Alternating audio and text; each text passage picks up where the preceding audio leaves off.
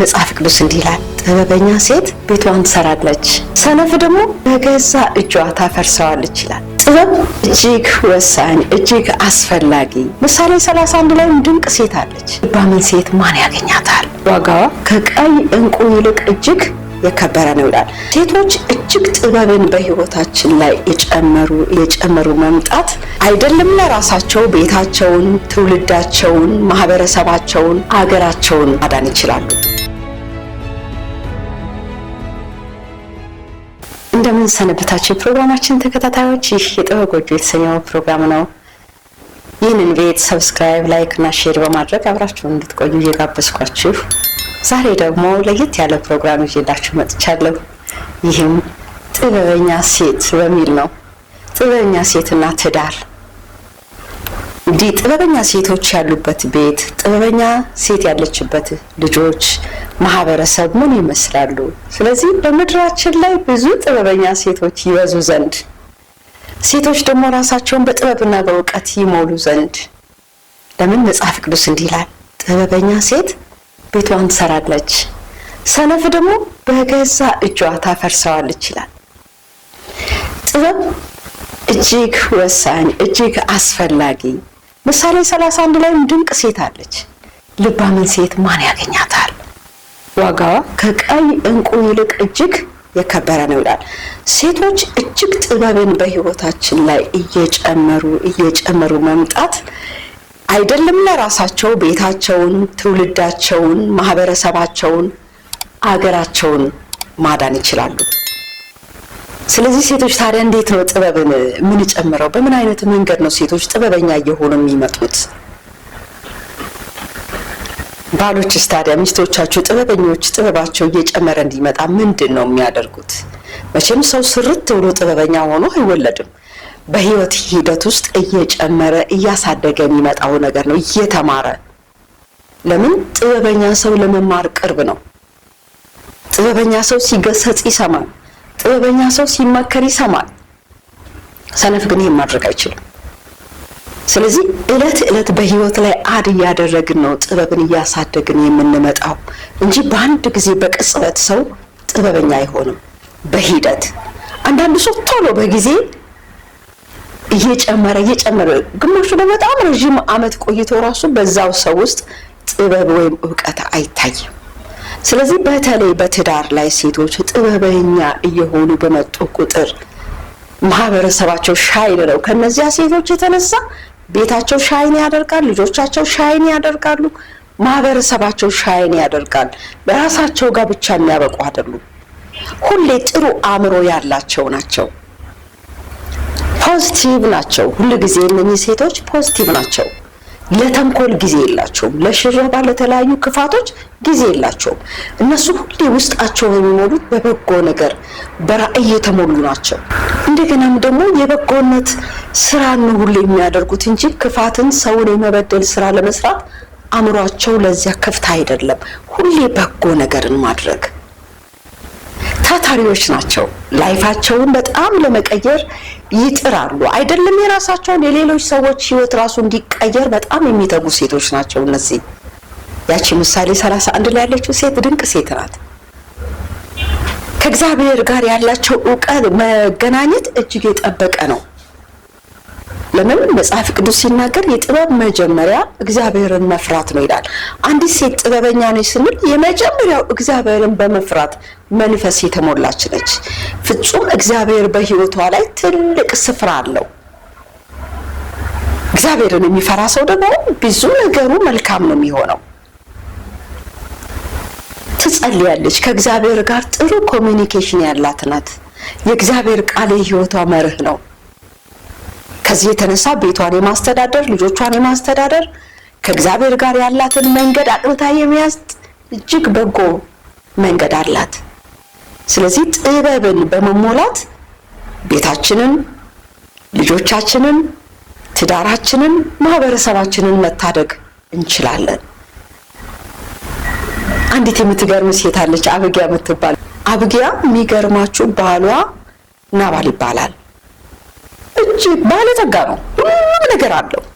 ግን ምናምንቴ ነው ይላል፣ ሰነፍ ነው ይላል። ባሏ ስነፍ ስለሆነ ምናምንቴ ስለሆነ አቢግያ አልፈታችሁም ባሏን። ከሱ የተነሳ ኢብን ጥፋት ወደ ቤቷ መጣ። አቢግያ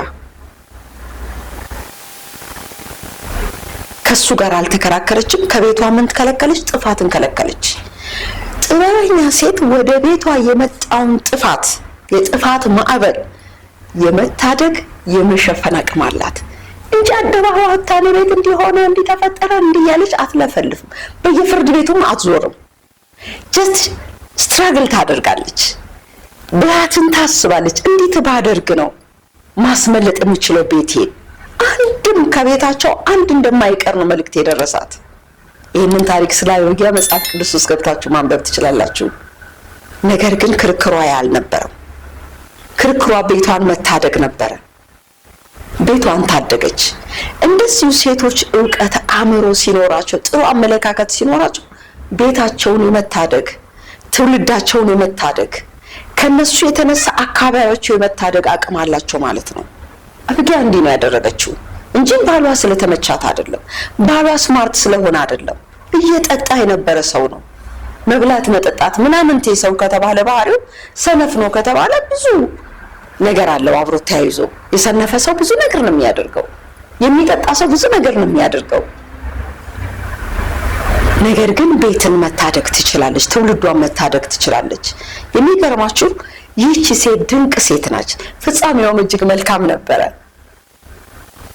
ሰነፉም ሰው በስንፍናው መንገድ ነው የሄደው።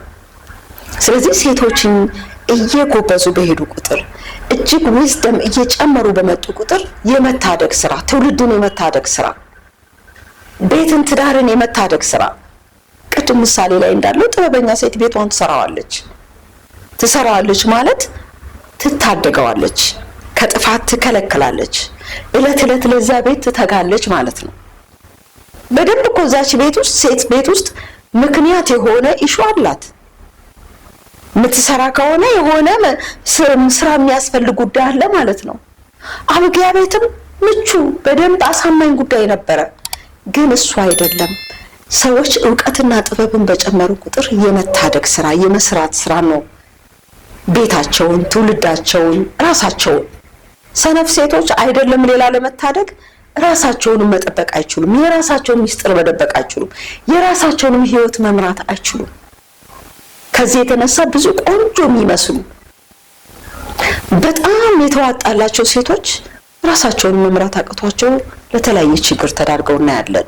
ስለዚህ ሴቶች ጥበብን፣ ዕውቀትን፣ ማስተዋልን እየጨመርን በመጣን ልክ ጥቅማችን ለከራሳችን አልፎ ለሌላው ያቺ ምሳሌ 31 ላይ ልጆቿ ይነሳሉ ይላል። ምስጋናንም ይናገራሉ። ልጆቿ ራሳቸው እናታቸው የምትከፍልላቸውን ዋጋ ያያሉ። ባለቤቷ በመጨረሻ ላይ እኮ ነው የተነሳው። መልካም ያደረጉ ብዙ ሴቶች አሉ አለ። እውነት ከንቱ ነው፣ ደምግባትም ከንቱ ነው።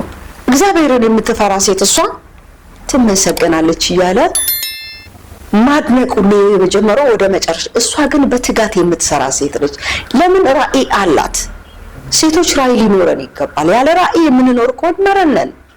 ምናልባት እንዲህ ውጪ ላይ ከምናንጠለጥላቸው ውጪ ላይ ከምናሳያቸው ወይም ደግሞ እንደው ከራሳችን ኮስሞቲክስ እና ውበት ውጪ ሌላ ነገር ከሌለን ይሄ ስህተት ነው፣ ምናምን ያደርገናል። ነገር ግን ራዕይ ይኑራችሁ። ትውልድ ላይ ስሩ፣ አገር ላይ ስሩ፣ በጎረቤቶቻችን ስሩ። እያንዳንዳችን ልንሰራ ይገባል። ሴቶች እየበረቱ በመጡ ቁጥር አገር ትበረታለች። የሚገርማችሁ የአገር ገጽታ ይቀየራል።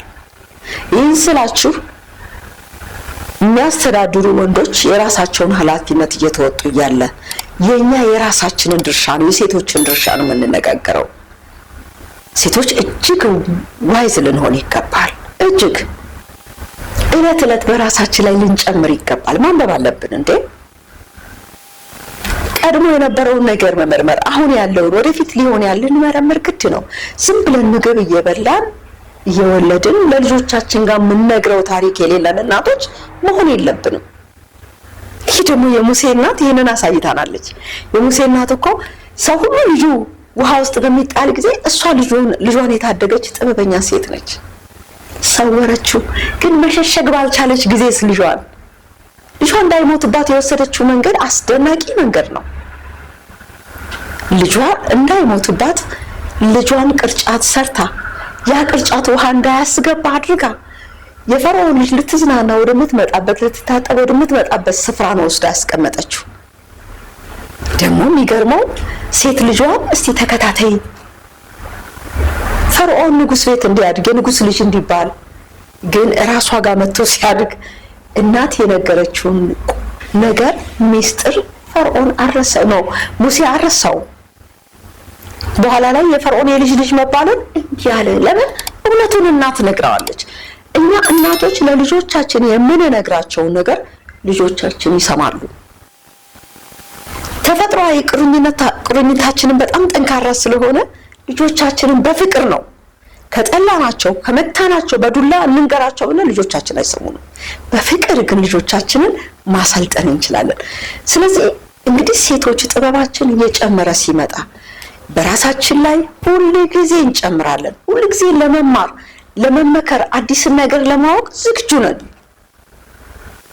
መቼ ጥበበኛ ውስጥ ሲኖር እግዚአብሔርን መፍራት ሲኖር እላፊ ራእይ ሲኖረን ከራሳችን አልፈን ወደ ውጭ ስናይ ተራ ሴቶች አንሆንም።